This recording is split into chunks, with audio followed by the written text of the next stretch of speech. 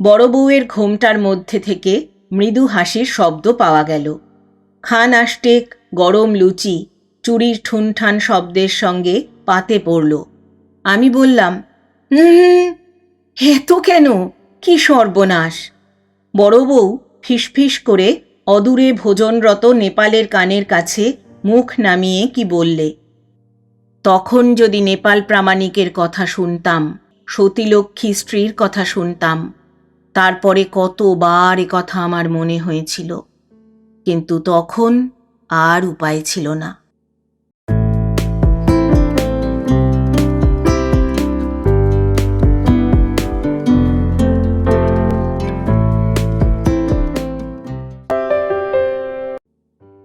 শুভেচ্ছা বন্ধুরা, একরাশ শুভেচ্ছা আর ভালোবাসা।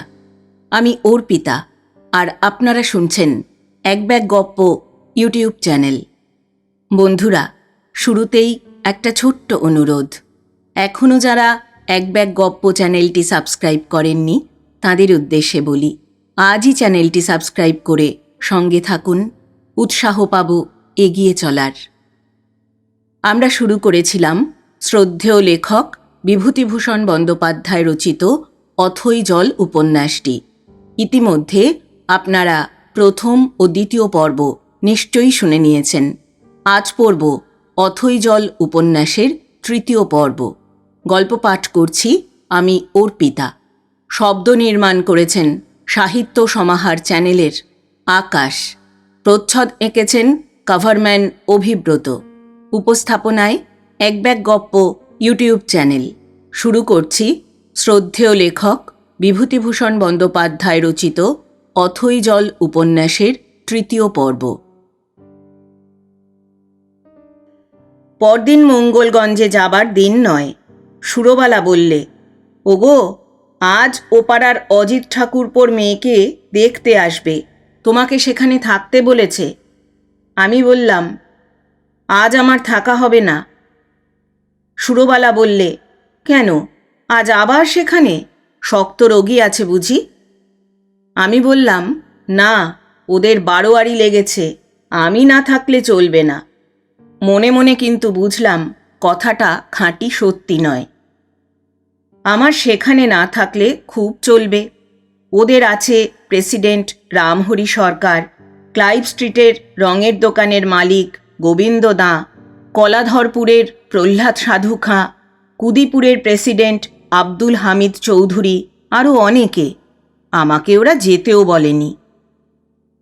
এই বোধহয় জেনে শুনে প্রথম মিথ্যা কথা বললাম সুরবালাকে। আমায় যেতে হবে কেন তা নিজেও ভালো জানি নে। মনে মনে ভাবলাম, নাচ জিনিসটা তো খারাপ নয়, ওটা সবাই মিলে খারাপ করেছে। দেখে আসি না, এতে দোষটা আর কি আছে? সকালে সকালে চলে আসব। দিনু বারুই আজও জিজ্ঞাসা করলে, বাবু, রুগী দেখতে চললেন বুঝি? ওর প্রশ্নে আজ যেন বিরক্ত হয়ে উঠি। যেখানেই যাই না কেন, তোর তাতে কি রে বাপু? তোকে কৈফিয়ত দিয়ে যেতে হবে নাকি? মুখে অবশ্যই কিচ্ছু বললাম না। মাঝিকে বললাম, একটু তাড়াতাড়ি বাড়িতে কি হচ্ছে তোর? ওদিকে আসর যে হয়ে গেল। খ্যামটার প্রথম আসরেই আমি একেবারে সামনে গিয়ে বসলাম। আব্দুল হামিদ আজও আমার পাশে বসেছে। অন্যান্য সব বিশিষ্ট এবং সম্ভ্রান্ত ব্যক্তি যারা কাল উপস্থিত ছিল, আজও তারা সবাই রয়েছে। যেমন প্রহ্লাদ সাধু খাঁ, ওর ভাই নরহরি সাধু খাঁ, গোবিন্দ দাঁ ইত্যাদি। আমি যেতেই সবাই কলরব করে উঠল, আসুন ডাক্তারবাবু, আসুন আসুন। আবার সেই অল্প বয়সী মেয়েটি ঘুরে ঘুরে আমার সামনে এসে হাজির। আমি 2 টাকা পেলা দিয়ে দিলাম সকলের আগে। পকেট ভরে আজ টাকা নিয়ে এসেছি পেলা দেওয়ার জন্যে। আব্দুল হামিদ যে আমার নাকের সামনে রুমাল ঘুরিয়ে পেলা দেবে তা আমার সহ্য হবে না। কিন্তু সত্যিই কি তাই? আব্দুল হামিদের চোখে বড় হবার জন্যেই কি পকেট পুড়ে টাকা এনেছি পেলা দেবার জন্যে? নিজের কাছেই নিজের মনোভাব খুব স্পষ্ট নয়। আব্দুল হামিদ আমার দেখা দেখি 2 টাকা পেলা দিলে আমার চোখ তখন কোনো দিকে ছিল না। আমি এক দৃষ্টে সেই অল্প বয়সী মেয়েটিকে দেখছি। কি অপূর্ব ওর মুখশ্রী! টানা টানা ডাগর চোখ দুটিতে যেন কিসের স্বপ্ন মাখা। ওর সারা দেহে কি হাড় নেই? এমন লীলায়িত ভঙ্গিতে দেহলতায় হিল্লোল তুলছে তবে কি করে? নারী দেহ এমন সুন্দর হয়? মেয়েটি আমার দিকে আবার এগিয়ে আসছে, আমার দিকে চেয়ে চেয়ে, কিন্তু ওর মুখে চোখে বেপরোয়া ভাব নেই। ব্রীড়া ও কুণ্ঠায় চোখের পাতা দুটি যেন আমার দিকে এগিয়ে আসার অর্ধপথেই নিমীলিত হয়ে আসছে। সে কি অবর্ণনীয় ভঙ্গি! আর গান, সে গানের তুলনাই হয় না। কিন্নর কণ্ঠ বলে একটা কথা শোনাই ছিল, কখনো জানতাম না যে ও কি জিনিস। আজ ওর গলা শুনে মনে হলো এই হলো জিনিস। এ যদি কিন্নর কণ্ঠী না হয় তবে কার প্রতি ওই বিশেষণ সুষ্ঠুভাবে প্রযুক্ত হবে? আব্দুল হামিদ এতক্ষণ কি বলেছে আমি শুনতে পাইনি। সে এবার আমার পা ঠেলতেই আমি যেন অনেকটা চমকে উঠলাম। দুপাটি দাঁত বের করে আমার সামনে একটা সিগারেট ধরে সে বলছে, শুনতে পান না যে ডাক্তারবাবু, নিন। আমার লজ্জা হলো। কি ভেবে আব্দুল হামিদ একথা বলছে কি জানি। ও কি বুঝতে পেরেছে যে আমি ওই মেয়েটিকে এক দৃষ্টে চেয়ে দেখছি? বোধহয় পারেনি। কত লোকই তো দেখছে, আমার কি দোষ? গোবিন্দদা বললে, একবার কলকাতায় গেলে আমার দোকানে পায়ের ধুলো দেবেন। আমি বললাম, হ্যাঁ নিশ্চয়ই, কেন যাব না। গোবিন্দদা আবার বললে, আমরাতলা গলির রায়চৌধুরীদের দেখেছেন? আমি বললাম, না। সে বললে, মস্ত বাড়ি আমরাতলা লেনের মুখেই, টাকায় ছাতা পড়ে যাচ্ছে, যাকে বলে বড় লোক। আমি বললাম, ও। সে বললে, সেবার আমাকে অন্নপ্রাশনের নেমন্তন্ন করলে। তা ভাবলাম, কত বড় লোক, কি দিয়ে মুখ দেখি। একটা সোনার কাজললতা গড়িয়ে নিলাম রাধাবাজারে কুণ্ডু কোম্পানির দোকান থেকে। আর খাওয়ানো কি! এসব পাড়া গায়ে শুধু কচু ঘেঁচু খেয়ে মরে। দেখে আসুক গিয়ে কলকাতায় বড় লোকের বাড়ি। আমি বললাম, ঠিক তো। আব্দুল হামিদ এতক্ষণ নিজের কথা বলতে পায়নি। এবার সে ফাঁক বুঝে বললে, তা ঠিক, দামশাই যা বলেছেন। সেবার আমার ইউনিয়নের 7টা টিউবওয়েল বসাবো। বড়বাবু নিজে থেকে টিউবওয়েলের স্যাংশন করিয়ে দিলেন। গেলাম নিজে কলকাতায়। বলি, নিজে নিয়ে এলে 2 পয়সা সস্তা হবে। নিজের ইউনিয়নের কাজ নিজের বাড়ির মতো দেখতে হবে, নইলে এত ভোট এরা আমাদের দেবে কেন? সবাই বলে চৌধুরী সাহেব আমাদের বাপ মা। তারপর হলো কি, রামহরি সরকার বড় অসহিষ্ণুভাবে বললে, ভোটের কথা যদি ওঠালেন চৌধুরী সাহেব, এবার 2 নম্বর ইউনিয়ন থেকে আমার ভোট যা হয়েছে, ফলে আর হারান তরফদার দাঁড়িয়েছিল কি না, ফলে আর যত ভোট সব তার। তা ভাবলাম এবার আর হলো না বুঝি। কিন্তু গাজীপুর, মঙ্গলগঞ্জ আর নেউলে বিষ্ণুপুর এই কখানা গাঁয়ের একজন লোকও ভোট দিয়েছিল হারান তরফদারকে। গোবিন্দদার ভালো লাগছিল না। কি পাড়াগাঁয়ের ভোটাভুটির কাণ্ড সে এখানে বসে শুনবে? ছো, কলকাতায় কর্পোরেশনের কোনো ধারণাই নেই এদের। সেবার গোবিন্দদা গল্পটা ফেঁদেছিল সবে। এমন সময় সেই অল্প বয়সী নর্তকীটি ঘুরতে ঘুরতে আবার আমাদের কাছে এলো। এবার সত্যি বুঝলাম সে আমার মুখের দিকে বারবার চাইছে, চাইছে আর চোখ ফিরিয়ে নিচ্ছে। সে এক পরম সুশ্রী ভঙ্গি, অথচ আমি পেলা দিচ্ছি না। আর আব্দুল হামিদ এর মধ্যে 2 বার টাকা দিয়েছে। হঠাৎ আমার মনে হলো, সেই জন্যেই বা মেয়েটি বারবার আমার কাছে আসছে। আচ্ছা, এবারটা দেখি, 1 পয়সা পেলা দেব না। এবার রামহরি সরকার ও গোবিন্দদা একসঙ্গে পেলা দিলে। আমি জানি এসব পল্লীগ্রামের খ্যামটা বা ঢপ কীর্তনের আসরে পেলা দেওয়ার দস্তুর মতো প্রতিযোগিতা চলে গ্রাম্য বিশিষ্ট লোকেদের মধ্যে। অমুক এত দিয়েছে, আমি বা কম কিসে, আমি কেন দেব না, এই হলো আসল ভাব। কে কেমন দরের লোক এই থেকেই নির্দিষ্ট হয়ে যায়। আমি সবই জানি, কিন্তু চুপ করে রইলাম। এর কারণ আছে, আমি একটা পরীক্ষা করতে চাই। এই সময় নেপাল প্রামাণিক এসে হাজির হলো। বললে, আজ আমার ওখানে একটু চা খাবেন ডাক্তারবাবু? আমি বললাম, তোমার ওখানে সেদিন তো চা খেয়েছি, আজ আমার ডাক্তারখানায় বরং তুমি আর আব্দুল হামিদ চা খেও। গোবিন্দদা বললে, ও, আমি বুঝি বাদ যাব? আমি বললাম, বাদ যাবে কেন, চলো আমার সঙ্গে চলো। গোবিন্দদা বললে, তাহলে আমার বাড়িতে আপনি রাতে পায়ের ধুলো দেবেন বলুন।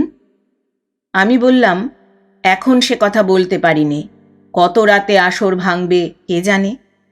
সে বললে, সমস্ত রাত দেখবেন? আমি বললাম, দেখি, ঠিক বলতে পারিনে। আবার মেয়েটি ঘুরে ঘুরে আমার সামনে এসেছে। কি জানি ওর মুখে কি আছে, আমি যতবার দেখছি প্রত্যেকবারেই নতুন কিছু, অপূর্ব কিছু চোখে পড়ছে। অনেক মেয়ে দেখেছি জীবনে, কিন্তু অমন মুখ, অমন চোখ আমি কারও দেখেছি বলে মনে তো হয় না। আমি এবারেও পেলা দিলাম না, কিন্তু একবার ওর মুখের দিকে চাইতেই দেখি ও আমার মুখের দিকেই তাকিয়ে আছে। আমি এবারেও পেলা দিলাম না। আমার অত্যন্ত আনন্দ হলো হঠাৎ, অকারণ আনন্দ। ওই অপরিচিতা বালিকাটি আমার মুখের দিকে চেয়ে আছে। এতে আমার আনন্দের কারণ কি, কে বলবে? সেই আনন্দের অদ্ভুত মুহূর্তে আমার মনে হলো আমি সব যেন বিলিয়ে দিতে পারি, যা কিছু আমার নিজস্ব আছে সব কিছু দিয়ে দিতে পারি, সব কিছু, তুচ্ছ পয়সা, তুচ্ছ টাকা কড়ি। সেই মুহূর্তে 2 টাকা পেলা হাত বাড়িয়ে দিতে গেলাম। মেয়েটি সাবলীল ভঙ্গিতে আমার সামনে এসে আমার হাত থেকে টাকা দুটি উঠিয়ে নিলে। আমার হাতের আঙুলে ওর আঙুল ঠেকে গেল। আমার মনে হলো ও ইচ্ছে করে আঙুলে আঙুল ঠেকালো। অনায়াসে টাকা দুটি তুলে নিতে পারত সন্তর্পণে। চোখ বুজে চুপ করে খানিকক্ষণ বসে রইলাম। হঠাৎ এই খ্যামটার আসর আমার কাছে অসাধারণ হয়ে উঠল। আমার সাধারণ অস্তিত্ব যেন লোপ পেয়ে গেল। আমি যুগ যুগান্ত ধরে খ্যামটা নাচ দেখছি এখানে বসে। আমি অমর, বিজর। বিশ্বে আমার প্রতিদ্বন্দ্বী কেউ নেই। যুগ যুগান্ত ধরে ওই মেয়েটি আমার সামনে এসে অমনি নাচছে। ওর আঙুলের স্পর্শে আমার অতি সাধারণ, একঘেয়ে, বৈচিত্র্যহীন জীবন ভুমার আনন্দ আস্বাদ করল। অতি সাধারণ আমি অসাধারণ হয়ে উঠলাম। আরও কি কি হলো সব বুঝিয়ে বলবার সাধ্য নেই আমার। আমি গ্রাম্য ডাক্তার মানুষ। এ গ্রামে ও গ্রামে রোগী দেখে বেড়াই। সনাতনদার সঙ্গে গ্রাম্য দলাদলির গল্প করি, একে ওকে সামাজিক শাসন করি। আর এই প্রহ্লাদ সাধুখা নেপাল। কোন অমৃতের সন্ধান পেলাম আজ এই খ্যামটা নাচের আসরে এসে? আমার মাথা সত্যিই ঘুরছে। উগ্র মদের নেশার মতো নেশা লেগেছে যেন হঠাৎ। কি সে নেশার ঘোর! জীবন ভোর এর মধ্যে ডুবে থাকলেও কখনো অনুশোচনা আসবে না আর। নেপাল প্রামাণিক বললে, তাহলে আমি বাড়ি থেকে দুধ নিয়ে আসি, পেয়ালা চা হবে? আমি সবিস্ময়ে বললাম, কিসের চা? সে বললে, এই যে বললেন আপনার ডাক্তারখানায় চা হবে। আমি বললাম, ও, দুধ? সে বললে, হ্যাঁ, দুধ না হলে চা হবে কিসে? আব্দুল হামিদ মন্তব্য করলে, ডাক্তারবাবুর এখন উঠবার ইচ্ছে নেই। আমার বড় লজ্জা হলো। ও বোধহয় বুঝতে পেরেছে আমার মনের অবস্থা। ও কি সব লক্ষ্য করেছে? আমি বললাম, চলো চলো, চা খেয়ে আসা যাক, ততক্ষণ নেপাল দুধ নিয়ে আসুক। আধ ঘন্টা পরে আমরা ডাক্তারখানায় বসে সবাই চা খাচ্ছি। গোবিন্দদা বলে উঠল, ছোট ছুরিটা বেশ দেখতে কিন্তু, না? আব্দুল হামিদ ওর মুখের কথা লুফে নিয়ে অমনি বললে, আমিও তাই বলতে যাচ্ছি, বড্ড চমৎকার দেখতে। ডাক্তারবাবু কি বলেন?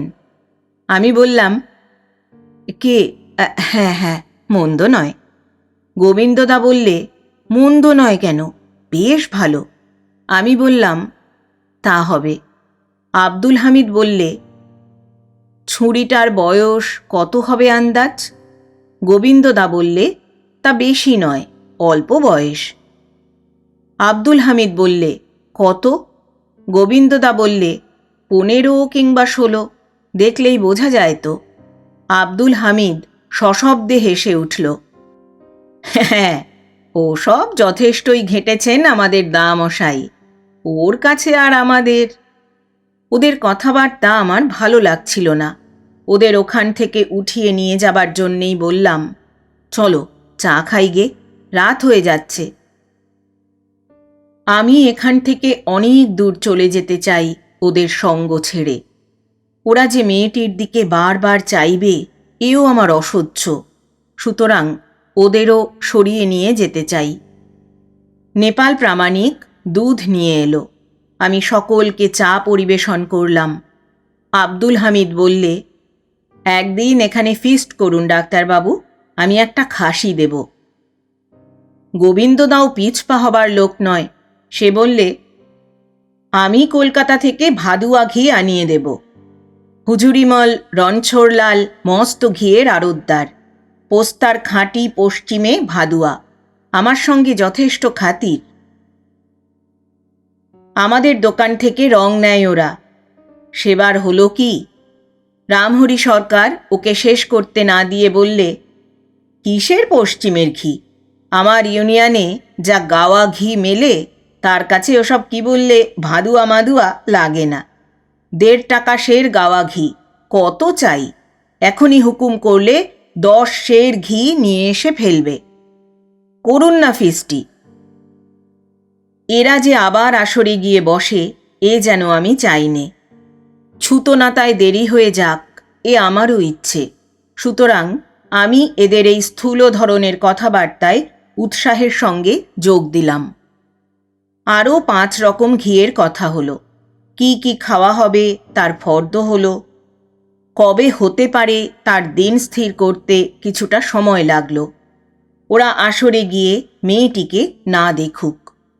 নেপাল প্রামাণিক এই সময় আমায় হাত জোর করে বললে, একটা অনুরোধ আছে।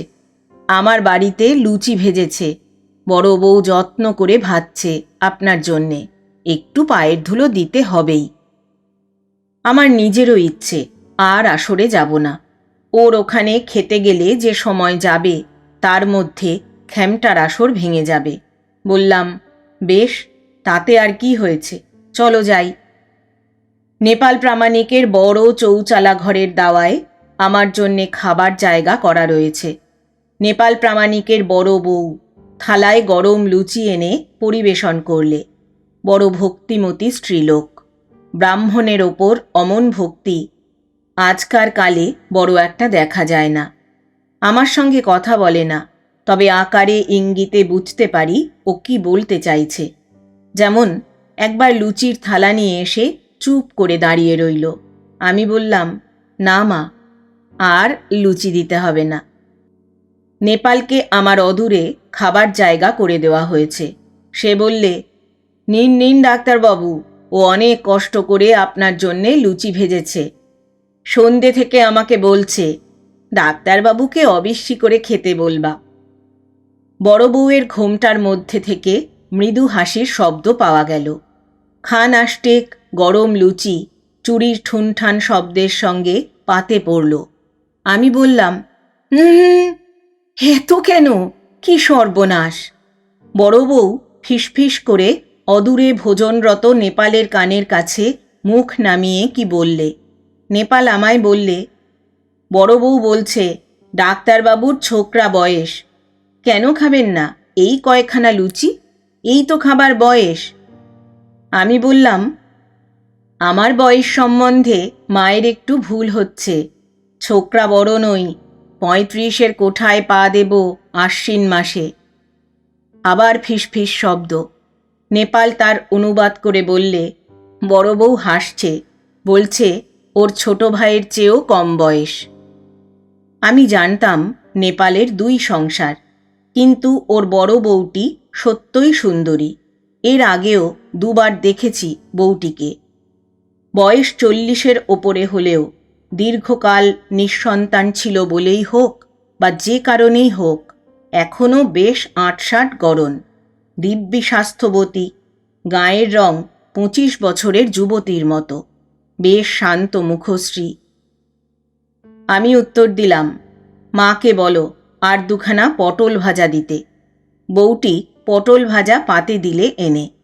আমি মুখ তুলে তাকেই উদ্দেশ করে বললাম, আচ্ছা, এরকম কেন মা করো বলো তো?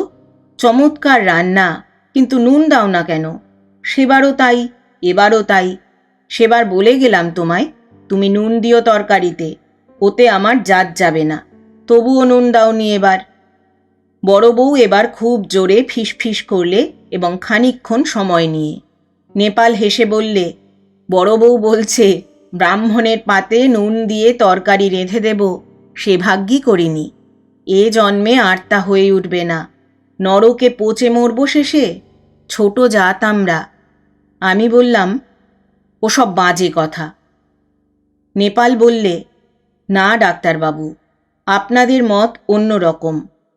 আপনারা ইংরাজি পড়ে এসব মানেন না, কিন্তু ভগবানের কাছে দোষী হতে হবে তো। আমি বললাম, ইংরাজি পড়ে নয় নেপাল, মানুষের সঙ্গে তফাৎ সৃষ্টি করেছে সমাজ, ভগবানকে টেনে এনো না এর মধ্যে। সে বললে, ভগবান নিজেই ব্রাহ্মণের পায়ের চিহ্ন বুকে ধরে আছেন, আছেন কি না আছেন বলুন।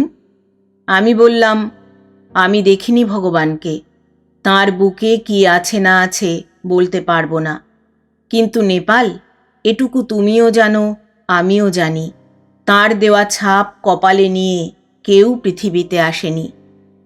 নেপাল বললে, তবে বাবু, কেউ ব্রাহ্মণ কেউ শুদ্দূর হয় কেন? আমি বললাম, আমি জানি নে, তুমিই বলো।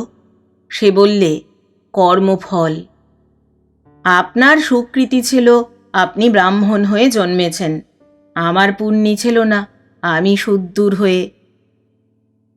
এই তর্কের মীমাংসা নেই, বিশেষত এদের বুঝানো আমার সম্ভব নয়, সুতরাং চুপ করে খাওয়া শেষ করলাম। রাত বেশি হয়েছে। নেপাল বললে, আপনি শোবেন এখানে তো?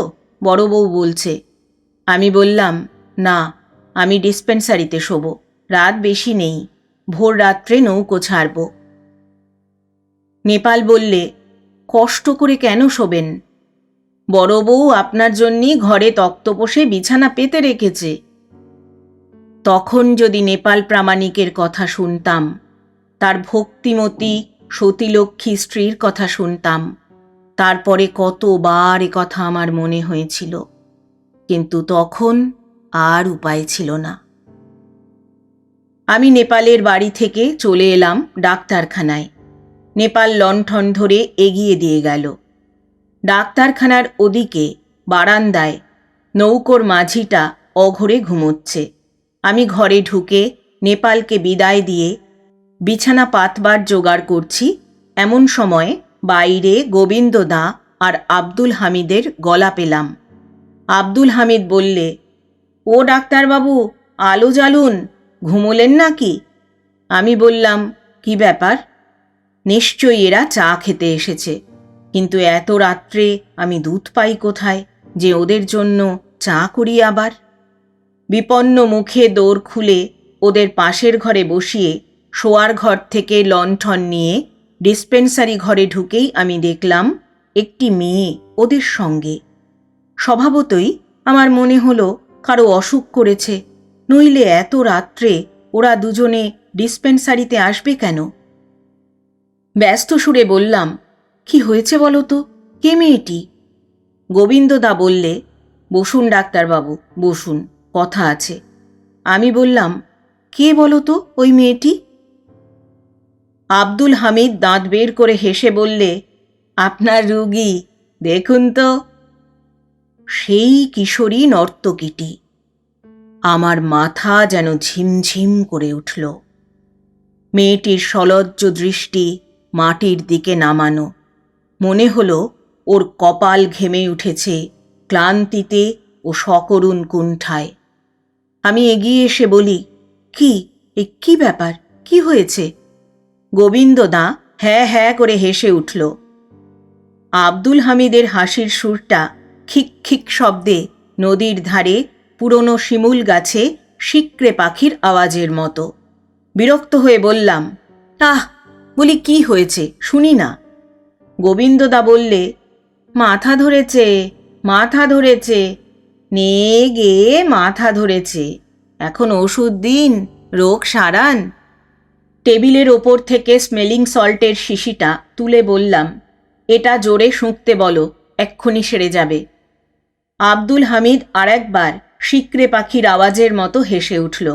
গোবিন্দদা বললে, আপনি চিকিৎসা করুন, আমরা চলি। আমি বললাম, কেন কেন? আব্দুল হামিদ বললে, আমাদের আর এখানে থাকার কি দরকার? সত্যই ওরা উঠে চলে যেতে উদ্যত হলো দেখে আমি বললাম, বসো বসো, কি হচ্ছে? ওষুধ শিশিতে দিচ্ছি। গোবিন্দদা বললে, আপনি ওষুধ দেবেন দিন, দিয়ে ওকে পটল কলুর আটচালা ঘরে ওদের বাসা, সেখানে পাঠিয়ে দেবেন, আমরা চলি। আব্দুল হামিদ বললে, ওষুধের দামটা আমার কাছ থেকে নেবেন। গোবিন্দদা বললে, কেন, আমি দেব। ওদের ইতর ব্যবহারে আমার বড় রাগ হলো। আমি ধমক দেওয়ার সুরে বললাম, কি হচ্ছে সব? ওষুধ যদি দিতে হয় তার দামটা আমি না নিতেও তো পারি, বলো সব। কেউ যেও না, কি হয়েছে শুনি। গোবিন্দদা বললে, মাথা ধরেছে, বললাম তো। ওগো, বলো না গো, তোমার কি হয়েছে? তোমার চাঁদ মুখ দিয়ে কথা না বেরোলে আমাদের ডাক্তারবাবু বিশ্বাস করছেন না যে। বললে মাথা ধরেছে, নিয়ে এলাম ডাক্তারের কাছে। এখন রুগী ডাক্তারে কথাবার্তা হোক, আমরা তো বাড়তি মাল, হ্যাবাক জিঙ্কের পিপের সোল এজেন্ট, এখানে আর আমরা কেন? ওঠো আব্দুল হামিদ। সত্যিই ওরা চলে গেল। আমি মেয়েটির মুখের দিকে চাইলাম। দুটি চোখের সলজ্জ চাউনি আমার মুখের দিকে স্থাপিত।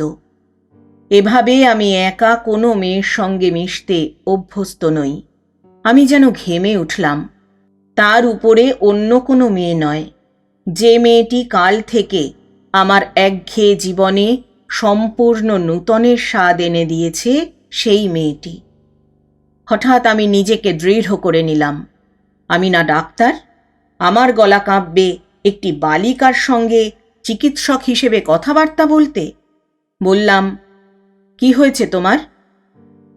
মেয়েটি আমার মুখের দিকে স্থির দৃষ্টিতে চেয়ে বললে, আপনি ডাক্তারবাবু?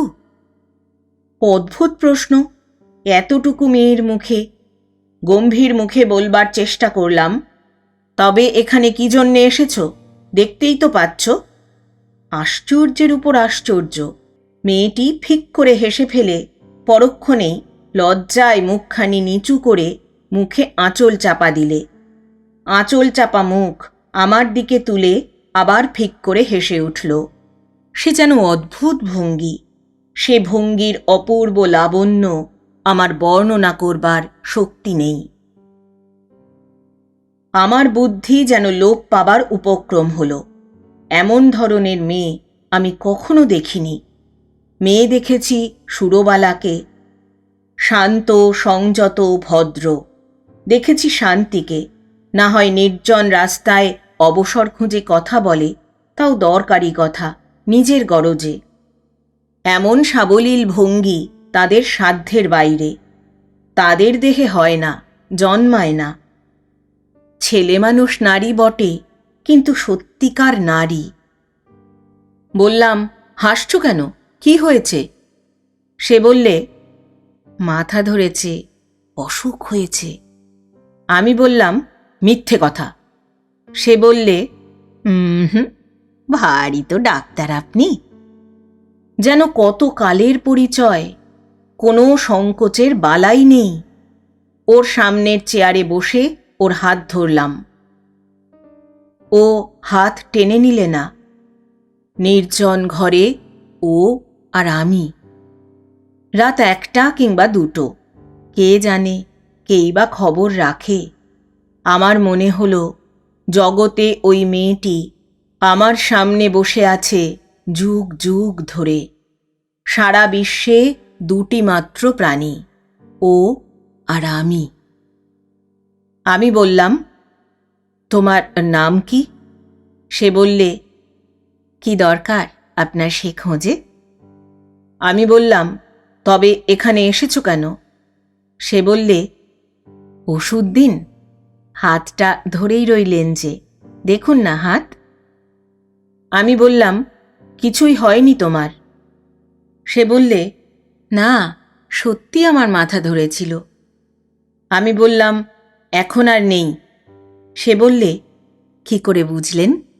আমি বললাম, তুমি একটি দুষ্টু বালিকা। কত বয়স তোমার? 15 না 16? সে বললে, জানি নে।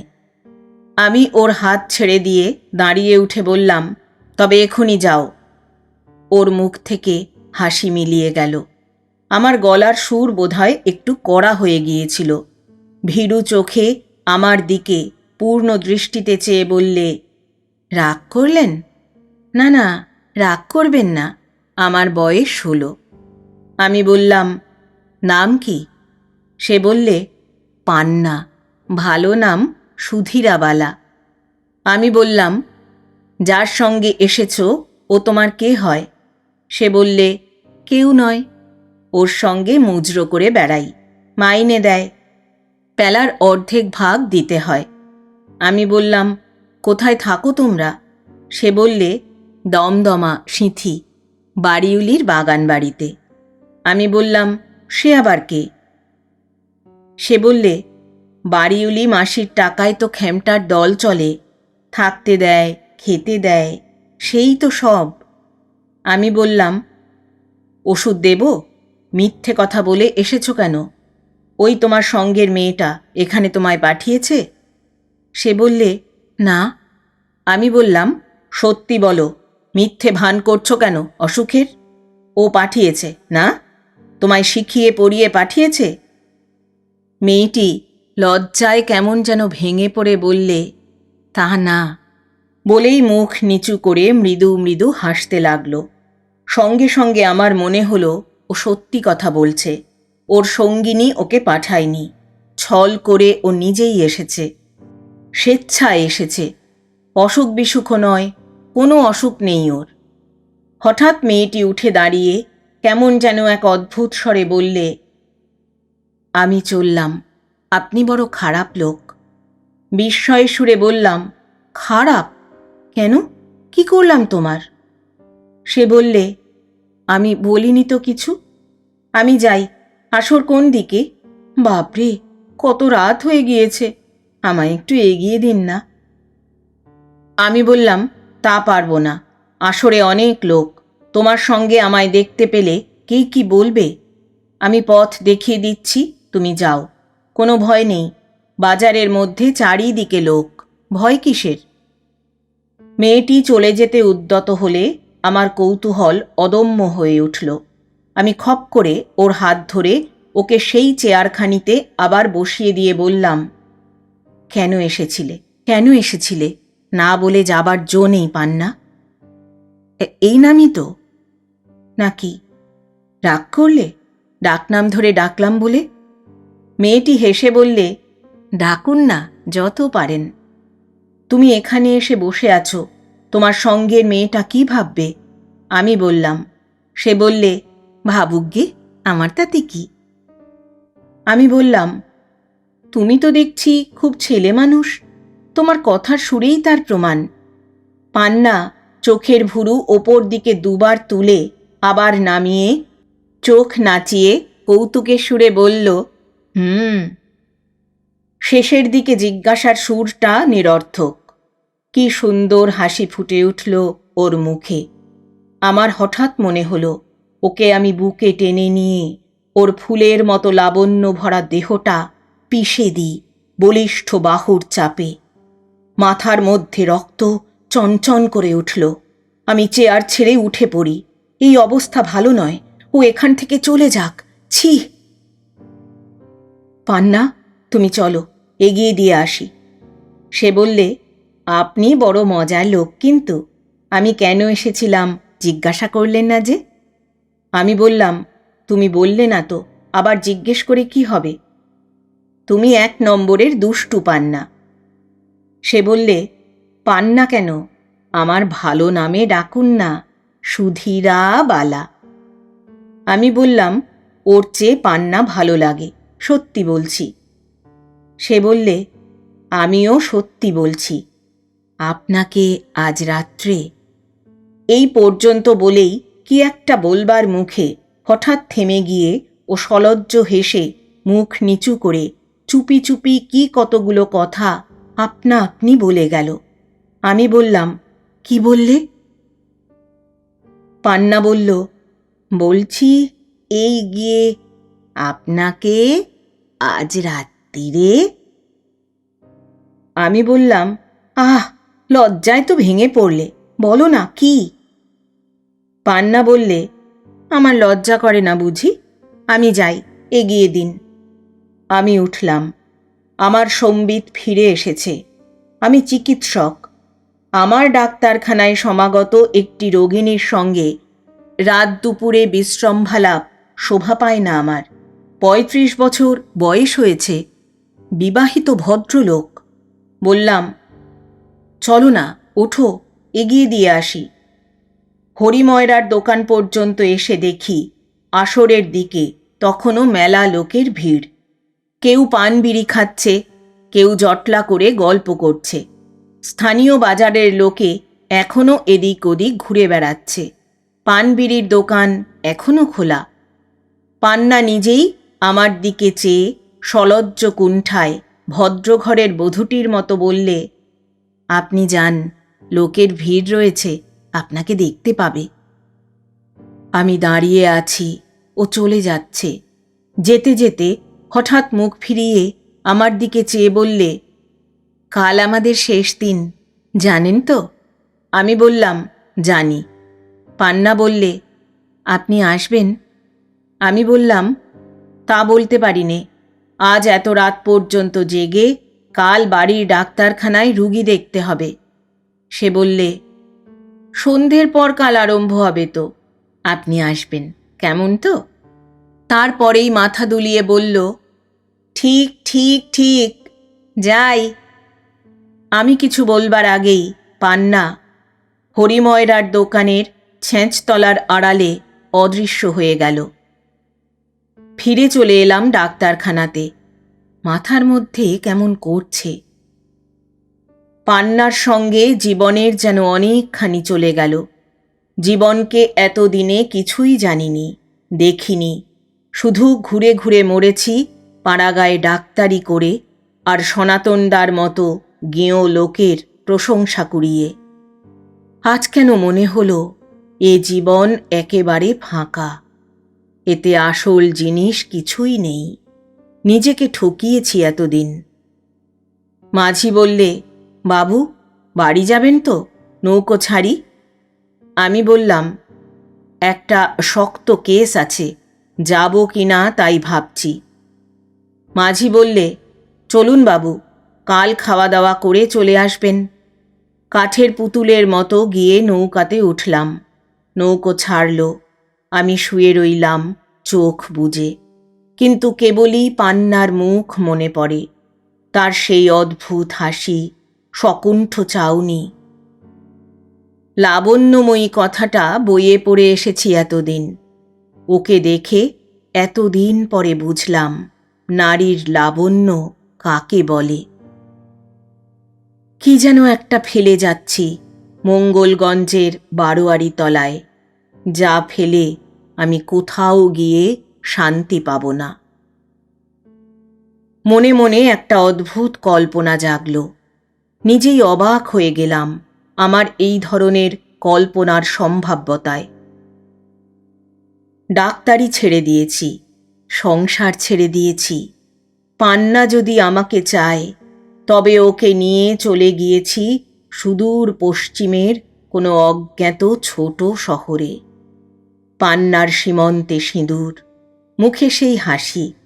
আমার সঙ্গে এক নির্জন ছাদে, দুজনে মুখোমুখি। কেউ কোথাও নেই, কেউ আমাকে ডাক্তারবাবু বলে খাতির করবার নেই। এখানে আমার বংশ গৌরব, আমার সব স্বাধীনতা হরণ করেছে। কিসের বংশ গৌরব, কিসের যশমান? ওকে যদি পাই, হয়তো তা আকাশ কুসুম, ওসব আলেয়ার আলো হাতের মুঠোয় ধরা দেয়নি কোনো দিন। পান্না আমার হবে এ কথা ভাবতেই আমার সারা দেহ মনে যেন বিদ্যুতের স্রোত বয়ে গেল। পান্না খাঁটি নারী। আমি এতদিন নারী দেখিনি, ওদের চিনতাম না। আজ বুঝলাম ওকে দেখে। পান্না আজ আমার ডাক্তারখানায় কেন এসেছিল? ওষুধ নিতে নয়, নাকি ওষুধ নিতে? কিছুই বুঝলাম না ওর কাণ্ড। অসুখ কিছু ছিল না, মাথা ধরতে পারে হয়তো, কিন্তু যদি এমন হয় ওই ওষুধ নেবার ছল করে এসেছিল অভিসারে আমার কাছে, কিন্তু আব্দুল হামিদ আর গোবিন্দ ওর সঙ্গে কেন? না, কিছুই পরিষ্কার হলো না। আচ্ছা, সত্যিই যদি ও অভিসারে এসেছিল এমন হয়? কথাটা ভাবতে আমার দেহ মনে আবার যেন বিদ্যুতের শিহরণ বয়ে গেল। তাও কি সম্ভব? আমার বয়স ৩৫, পান্না ১৬ বছরের কিশোরী। অসম্ভব কি খুব? তবে এমন অনেক ঘটনার কথা জানি যেখানে এর চেয়েও বেশি বয়সে কিশোরীর প্রেম লাভ করেছিল। সেসব আমার মতো গেঁয়ো ডাক্তারের অদৃষ্টে কি ওসব সম্ভব হবে?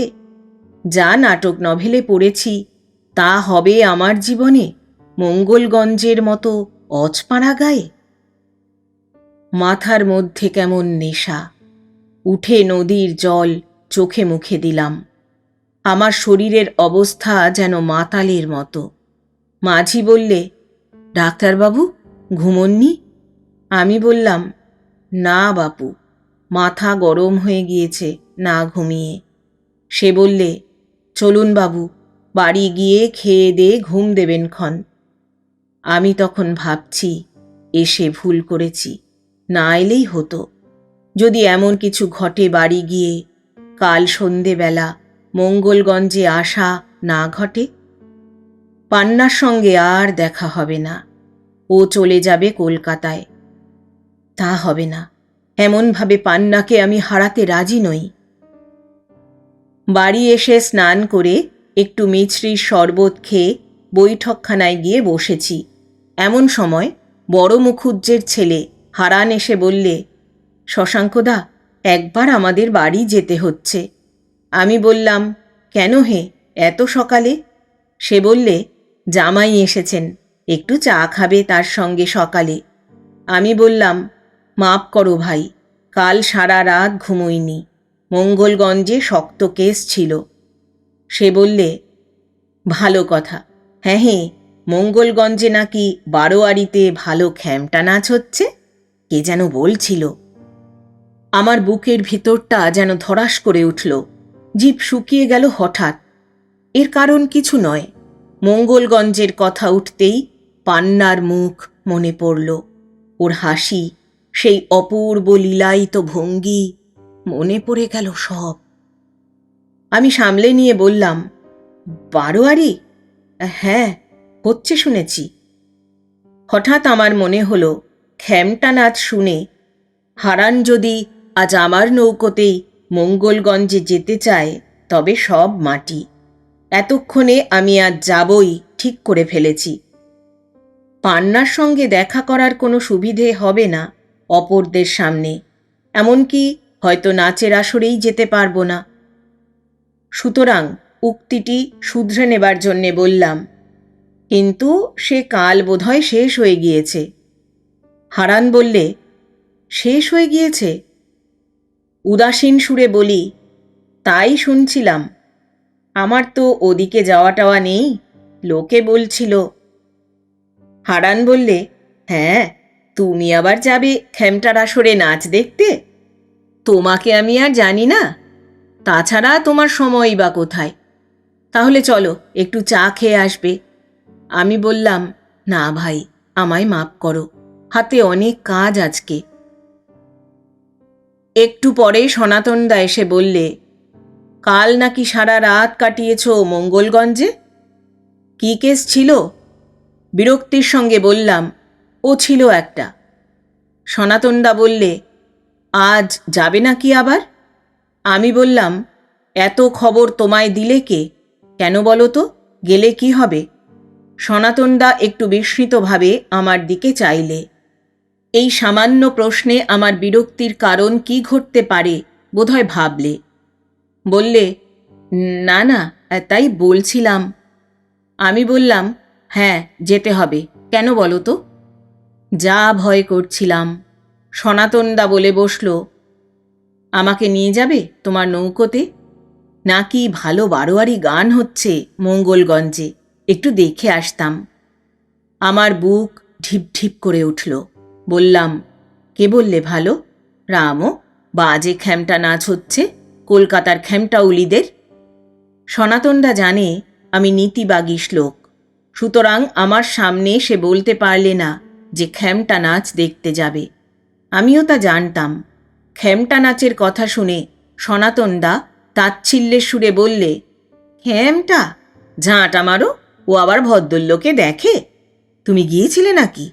না, তুমি আবার যাচ্ছ ওই দেখতে। আমি বললাম, গিয়েছিলাম একটুখানি।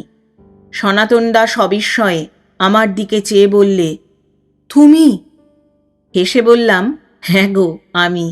সনাতনদা ভেবে বললে, তা তোমাকে খাতিরে পড়ে যেতে হয়। 5 জনে বলে তুমি হলে ডাক্তার মানুষ। সনাতনদা আর ওই সম্বন্ধে কিছু বলল না। অন্য কথাবার্তা খানিকক্ষণ বলে উঠে চলে গেল। আমি বাড়ির ভেতর গিয়ে স্নানাহার করে নিয়ে ওপরে শোবার ঘরে যেতেই সুরবালা এসে ঘরের জানালা বন্ধ করে দিয়ে গেল। চোখে আলো লাগলে দিনে আমার ঘুম হবে না সে জানে। কতক্ষণ ঘুমিয়েছি জানি নে। উঠলাম যখন, তখন বেলা বেশি নেই। তখনই সুরবালা চা নিয়ে এলো। বললে, ঘুম হয়েছে ভালো? এর মধ্যে কাপাসডাঙ্গা থেকে একটা রুগী এসেছিল, বলে পাঠিয়েছি বাবু ঘুমোচ্ছেন। তারা বোধহয় এখনো বাইরে বসে আছে, শক্ত কেস। আমি বললাম, আমাকে আজও মঙ্গলগঞ্জে যেতে হবে। সুরবালা বললে, আজও? কেন গা? সুরবালা সাধারণত এরকম প্রশ্ন করে না। খাঁটি মিথ্যে কথা ওর সঙ্গে কখনো বলিনি। সংক্ষেপে বললাম, দরকার আছে, যেতেই হবে। সে বললে, কাপাসডাঙ্গায় যাবে না? আমি বললাম, না, যেতে পারা যাবে না। এদিকে কাপাসডাঙ্গার লোকে যথেষ্ট পীড়াপিড়ি শুরু করে দিলে। তাদের রুগীর অবস্থা খারাপ, যত টাকা লাগে তা দেবে। অবস্থা ভালো, আমি একবার যেন যাই। ভেবে দেখলাম, কাপাসডাঙ্গায় রুগী দেখতে গেলে সারা রাত কাটবে যেতে আসতে, সে হয় না। মাঝিকে নিয়ে সন্ধ্যার পরেই রওনা হই। মঙ্গলগঞ্জ পৌঁছবার আগে আমার বুকের মধ্যে কিসের যেন একটা ঢেউ ঠেলে উঠছে, বেশ অনুভব করি। মুখ শুকিয়ে আসছে, হাত পা ঝিমঝিম করছে। এ আবার কি অনুভূতি? আমার এত বয়স হলো, কখনো তো এমন হয়নি। একটি ভয় মনের মধ্যে উঁকি মারছে। পান্না আজ হয়তো অন্য রকম হয়ে গেছে। আজ সে হয়তো আর আমাকে চিনতেই পারবে না। তা যদি হয়, সেই আঘাত বড় বাজবে বুকে। গোবিন্দদা দেখি ডাক্তারখানায় বসে। আমায় দেখেই দাঁত বের করে বললে, এই যে ডাক্তারবাবু যে এসেছেন। আমি বললাম, কি ব্যাপার? সে বললে, ব্যাপার কিছু নয়, ভাগ্যিস আপনি এলেন। আমি বললাম, আমি কেন, অসুখ বিসুখ কারোর? গোবিন্দদা সুর নিচু করে বললে, অসুখ যার হবার তার হয়েছে, একজন যে মরে, সকাল থেকে 17 বার এনকোয়ারি করেছে। ডাক্তারবাবু আজ আসবেন তো? আপনি না এলে তার অবস্থা যে কেষ্ট বিরহের আধার মতো। রাগের সুরে বললাম, যাও, কি সব বাজে কথা বলো। গোবিন্দদা টেবিল চাপড়ে বললে, একটুও বাজে কথা নয়, মা কালীর দিব্যি। আব্দুল হামিদকে তো জানেন, ভোরের লোক। ও যতবার সেই ছুরির সঙ্গে দেখা করবার চেষ্টা করেছে ততবার সে হাঁকিয়ে দিয়েছে। আমি একবার গিয়েছিলাম কখন আসর হবে জিজ্ঞেস করতে। আমাকে বললে, ডাক্তারবাবু আজ আসবেন তো? আমি যেমন বলেছি তা তো জানি নে আসবেন কি না। অমনি মুখ দেখি কালো হয়ে গেল। আমার বুকের ভেতর যেন ঢেঁকির পার পড়ছে। গোবিন্দদা হ্যাবাক জিঙ্কের ব্যবসা করে, মনের খবরও কি জানবে? জানলে এসব কথা কি বলতো? গোবিন্দদাকে হঠাৎ একটা কথা জিজ্ঞেস করতে বড় ইচ্ছে হলো, কিন্তু জিজ্ঞেস করাটা উচিত কি না বুঝতে না পেরে একটু ইতস্তত করছি। দেখি ধূর্ত গোবিন্দদা বললে, কিছু বলবেন ডাক্তারবাবু? আমি বললাম, একটা কথা, কাল রাত্রিরে ওকে তোমরা এনেছিলে কেন? ঠিক কথা বলবে। সে বললে, আমি বললে আপনি বিশ্বাস করবেন না। ও আমাকে বললে ডাক্তারবাবু কোথায় থাকেন। আব্দুল হামিদও ছিল আমার সঙ্গে, তাই নিয়ে এসেছিলাম। বিশ্বাস না হয় তো জিজ্ঞেস করে দেখবেন আব্দুল হামিদকে। একবার নয়, ও কবার জিজ্ঞেস করেছে আপনি কোথায় থাকেন। তখন বললাম, কেন? ও বললে, হাত দেখাবো, অসুখ করেছে। ও কি করে জানলে আমি ডাক্তার? ওই আসরে ছাড়া সে তো আমায় দেখেনি। আমি বললাম। গোবিন্দ বললে, তা আমি জানি নে, সত্যি বলছি। কাউকে হয়তো জিজ্ঞেস করে থাকবে। কি একটা কথা বলতে যাব এমন সময় বাইরে কে ডাকল, কেউ আছেন? কম্পাউন্ডার তখনও আসেনি। আমি নিজেই বাইরে গিয়ে দেখি একজন লোক দাঁড়িয়ে আছে। বললাম, কোত্থেকে আসছো? মনে হলো ওকে আমি খ্যামটা নাচের তবলা বাজাতে দেখেছি। লোকটা বললে, ডাক্তারবাবু আছেন? আমি বললাম, কি দরকার? সে বললে, দরকার আছে। কি মনে হলো? বললাম, না, আসেননি। সে বললে, ও, আসবেন কি? আমি বললাম, তা বলতে পারি নে। গোবিন্দদা লোকটাকে দেখেনি। ঘরের মধ্যে ঢুকতেই আমায় জিজ্ঞেস করলে, কে? নেই বলে দিলেন কেন? হয়তো শক্ত রোগ। আমি বললাম, তুমি থামো না, আমার ব্যবসা আমি ভালো বুঝি। এমন সময় নেপাল প্রামাণিক এসে হাত জোড় করে বললে, একটা অনুরোধ, বড় বউ বিশেষ করে ধরেছে, যাও ডাক্তারবাবুকে নিয়ে এসো।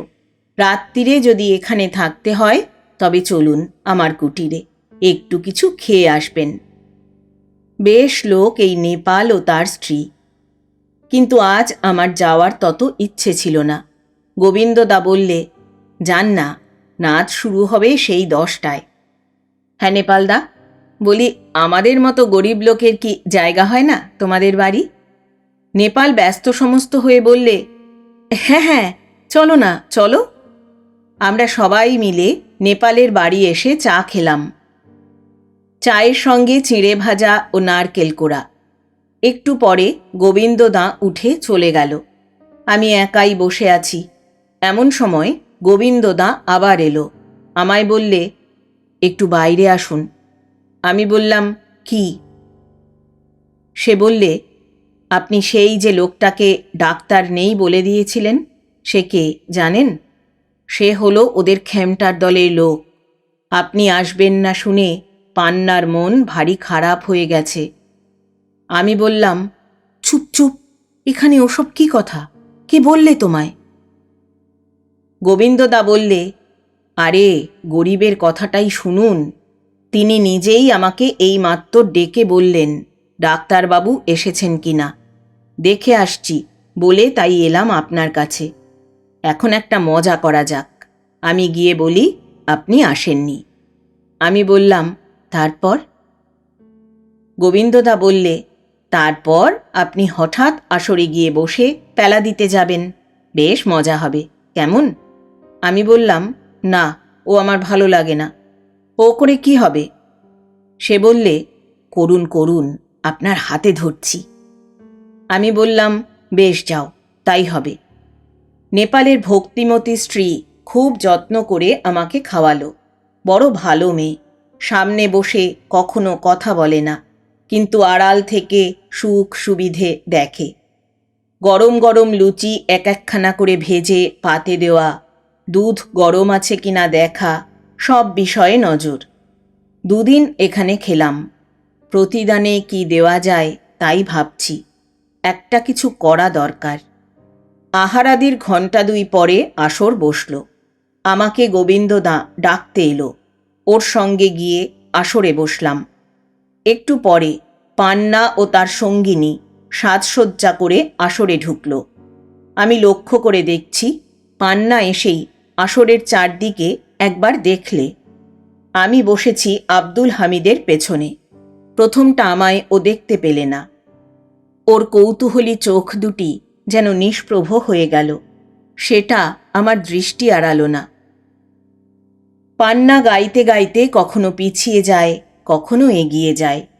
একটু পরে আমার মনে হলো ও সামনের দিকে মুখ উঁচু করে চেয়ে চেয়ে দেখছে।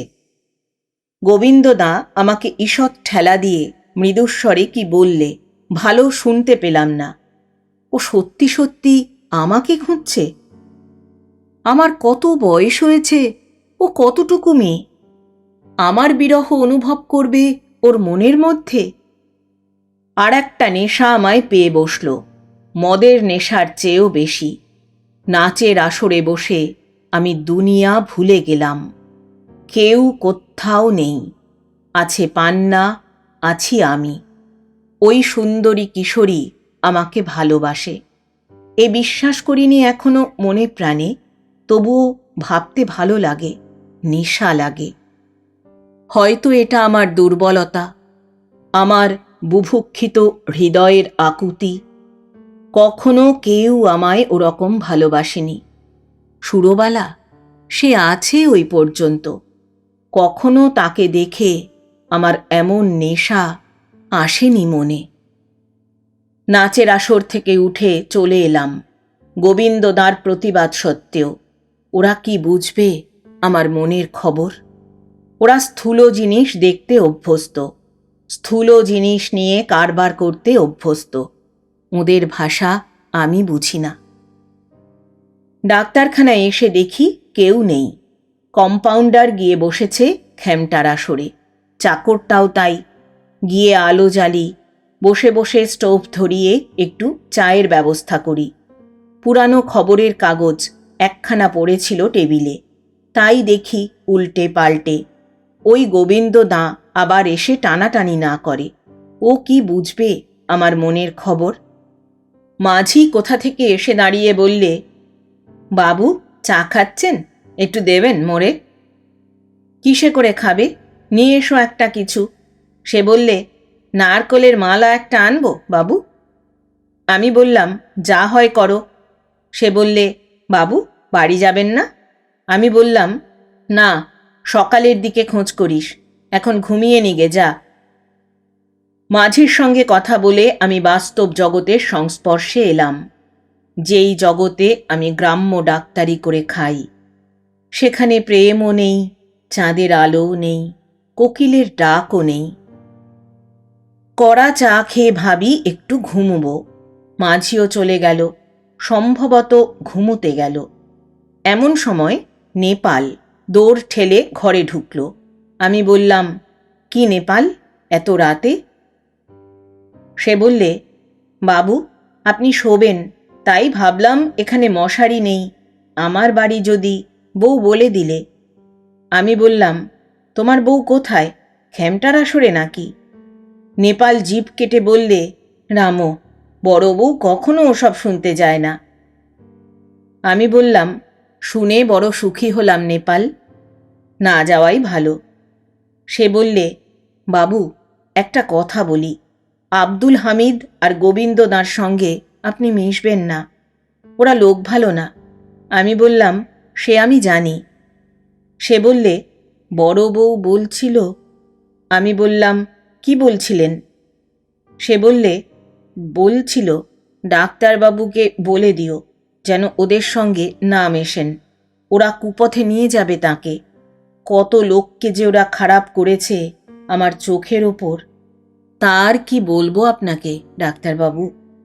এই বাজারে ছিল হরি পোদ্দারের ছেলে বিধু, তাকে ওরা মদে মেয়ে মানুষে সর্বশান্ত করে দিলে।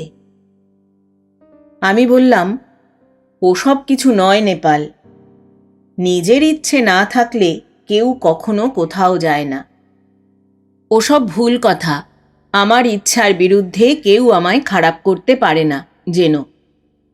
আমি যখন কুপথে নামব তখন নিজের ইচ্ছেতেই নামব, লোকে বললেও যাব, না বললেও যাব। সে বললে, না, আমি এমনি কথার কথা বলছি, মশারি দিয়ে যাই? আমি বললাম, আনতে পারো। নেপাল চলে যাবার আধ ঘন্টা পরে আবার কে দৌড় ঠেলছে দেখে খিল খুলে দিতে গেলাম। গিয়ে দেখি পান্না বাইরে দাঁড়িয়ে, আসরের সাজ পরনে, ঝলমল করছে রূপ, মুখে পাউডার, জরিপার চাঁপা রঙের শাড়ি পরনে, একগোছা সোনার চুড়ি হাতে, ছোট্ট একটা মেয়েলি হাতঘড়ি চুড়ির গোছার আগায়, চোখে সুরমা, সঙ্গে কেউ নেই। অবাক হয়ে বললাম, কি? ও কিছু না বলে ঘরে ঢুকল, বসলো একখানা চেয়ার নিজেই টেনে। আমার বুকের ভেতর তখন কিরকম করছে, আমি ওর দিকে একদৃষ্টে চেয়েই আছি, পান্নাও কোনো কথা বলে না। আমি একবার বাইরে মুখ বাড়িয়ে চারদিকে চেয়ে দেখলাম কেউ নেই। ফিরে এসে একটু কড়া সুরে বললাম, কি মনে করে? পান্না আমার মুখের দিকে চোখ তুলে খানিকক্ষণ চেয়ে রইল, তারপর আবার চোখ নিচু করে ঘরের মেঝের দিকে চাইল, কোনো কথা বললে না। ঈষৎ হাসির রেখা ওর ওষ্ঠের প্রান্তে। আমি বললাম, কিছু বললে না যে? সে বললে, এলাম এমনি। বলেই ও একটু হেসে আবার মুখ নিচু করে মেঝের দিকে চাইলে।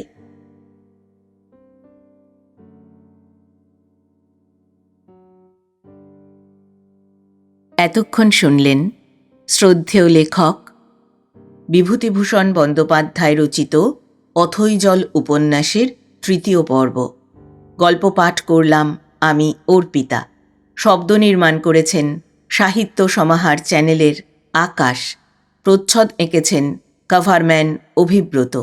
উপস্থাপনায় এক ব্যাগ গপ্প ইউটিউব চ্যানেল। বন্ধুরা, আবার আসব অথৈ জল উপন্যাসের পরবর্তী পর্ব নিয়ে। আজ তাহলে বিদায় নিচ্ছি। সবাই ভালো থাকবেন, সুস্থ থাকবেন।